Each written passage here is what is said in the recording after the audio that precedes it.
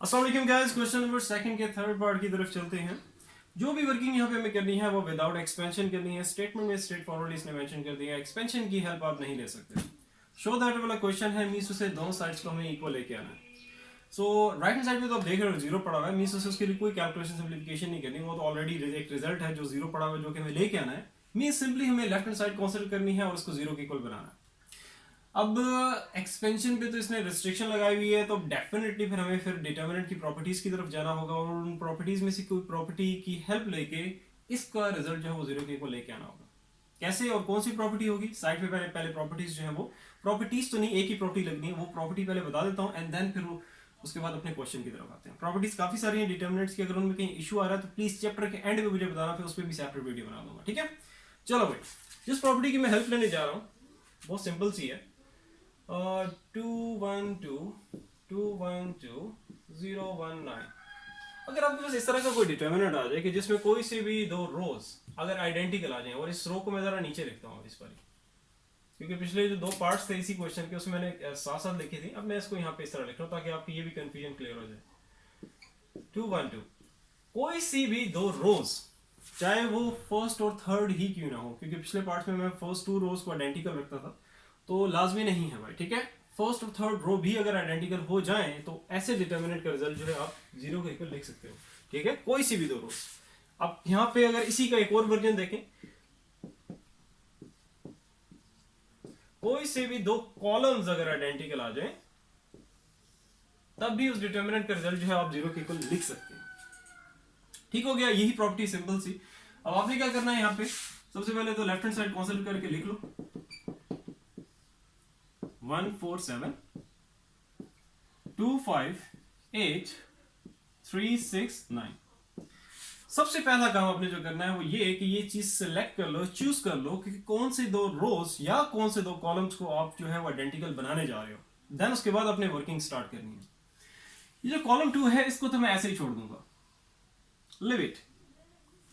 इसी तरह का एक और कॉलम मैंने बनाना है 258 वाला, और वो कौन सा होगा? वो ये आपका होगा फर्स्ट कॉलम, इसको मैं बनाऊंगा 258। कैसे बनाऊंगा? हेल्प लूंगा मैं कॉलम थर्ड की। कैसे अभी देख लेते हैं। तो विशु से मैं टिक कर देता हूं, ये जो फर्स्ट टू कॉलम्स हैं इनको मैंने आइडेंटिकल बनाना है।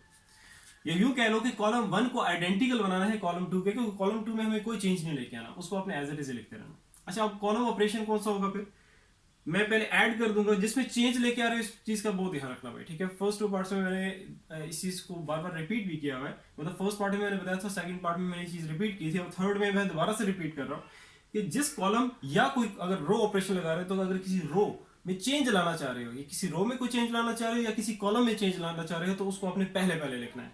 जस्ट लाइक अभी मैं कॉलम फर्स्ट में चेंज लाना चाह रहा हूँ, कॉलम थर्ड में कोई चेंज नहीं लेके आ रहा, क्योंकि उसमें मैंने कोई भी ऐसा काम नहीं करना कि 258 बन जाए। हमने दो कॉलम्स पहले सिलेक्ट कर लिए हैं, सेकंड में भी कोई चेंज लेके आना, क्योंकि सेकंड कॉलम को तो हमने छेड़ा भी नहीं है, उस जैसा हमें फर्स्ट कॉलम को बनाना है, मींस 258 बनाना है। ठीक है, तो चेंज किस में लाना है? सिर्फ हमें कॉलम 1 में, तो वो चीज पहले लिखनी है आपने। ओके, इस चीज का ध्यान रखना।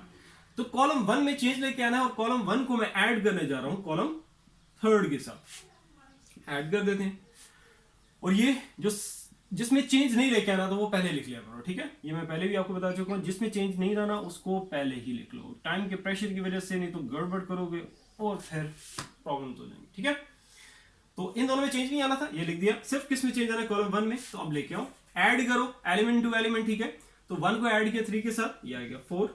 4 को ऐड किया 6 के साथ, ये आ गया 10। 7 को ऐड किया 9 के साथ, तो ये आपके पास आ गया 16। एंड देन इसके बाद नीचे स्पेस नहीं है, ऊपर ही कर दो।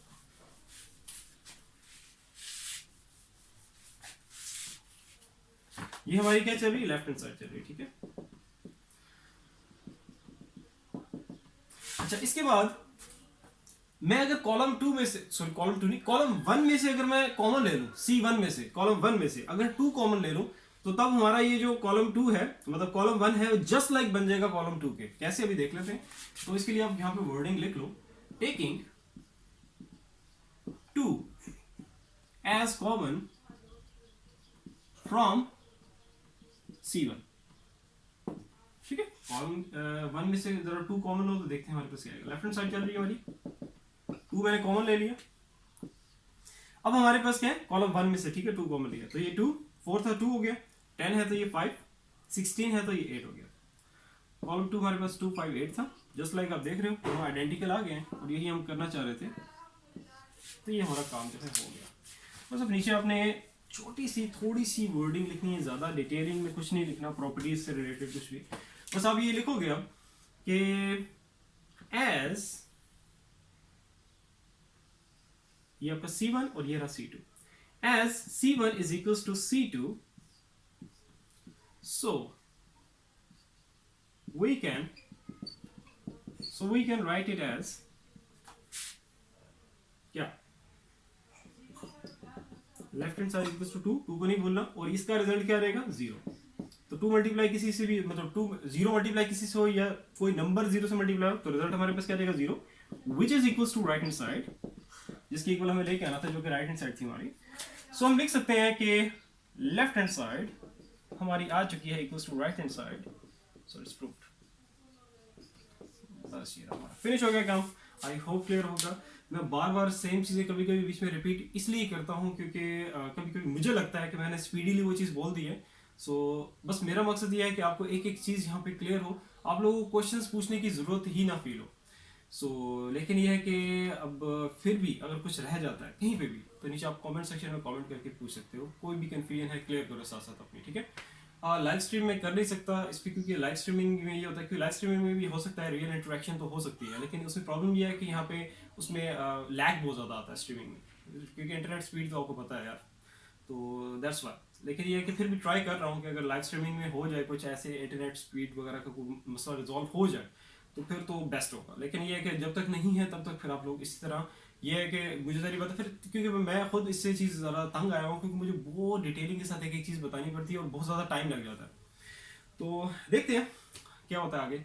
लेकिन ये है कि अभी तक जो भी कन्फ्यूजन है कहीं पे भी किसी भी क्वेश्चन में, कोई भी प्रॉब्लम है, कोई छोटी से छोटी भी कन्फ्यूजन है, तो कमेंट सेक्शन में कमेंट करके पूछो। इंशाल्लाह ताला फिर मैं एज सुन एज पॉसिबल जो है वो रिप्लाई करूंगा। इंशाल्लाह ताला फिर नेक्स्ट वीडियो में मिलते हैं। अपना बहुत सारा ख्याल रखो। अल्लाह हाफिज़।